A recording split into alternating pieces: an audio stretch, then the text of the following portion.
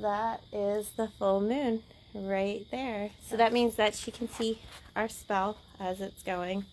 I'll step out this way. And then from her vantage point, she's charging and illuminating all of the things on this spell right here. Now, if you're noticing that I have things that look scary on this spell, don't be alarmed. Scary things are used for protection because they're scary. They are scaring away the bad energy, right? So if you've seen like medieval cathedrals or things like that, and they all have gargoyles all around them, much like that handsome fella right there, that is because they are trying to scare away the evil or the bad energy. It's not an accident. That's why we use skulls and skeletons and things like that. But also think about it this way. Your bones are like the pieces of the earth inside your body, right? And as I talked about on my live earlier, the earth is protective. So that's kind of nice, and that's kind of grounding for you. And the bones of your body is where you're storing all of your ancient knowledge and wisdom. And actual literal bones like this are used to protect the body because they are rib bones. And the rib cage of our body is the most protective place. It's what's protecting all of our organs. It's kind of what's keeping us alive in a certain kind of way. So that's why I'm using things like that, components like that in my spell work. But you can see how witch work gets very misunderstood because of the fact that there are scary things involved or there are bones involved. It's not that those things are actually scary. It's not that I'm doing anything evil or bad with them, right? It's that I'm using them for what they are and the symbolism of what they are. And I'm using them because they are intentionally scaring away bad energy, stuff like that.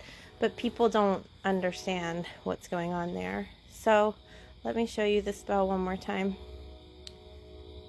Lots of good smoke.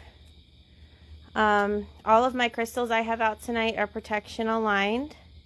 So that means that they are contributing their nice positive protection energy to the spell work this evening. Earlier on my live, I talked about how amethyst is highly protective. Clear quartz, I have that pyrite and quartz cluster right there because pyrite and any kind of ore is very protective. Yeah. So the reason that I have all of this incense and smoke is because when you're doing a spell, it's nice to make an offering to spirit or an offering to the energy beings or the entities that are helping you. Even the energy beings that are components in your spell work, right? So by that I mean, like, your crystals are contributing a lot to the energy of your spell. Your crystals are helping you with the spell. My gargoyles are helping me right now. The bones that I have on my altar have been sacrificed, not for my spell, but at some point, and they are helping me with my spell work. But also the energy beings, the moon itself. If you look over my shoulder here, where is it?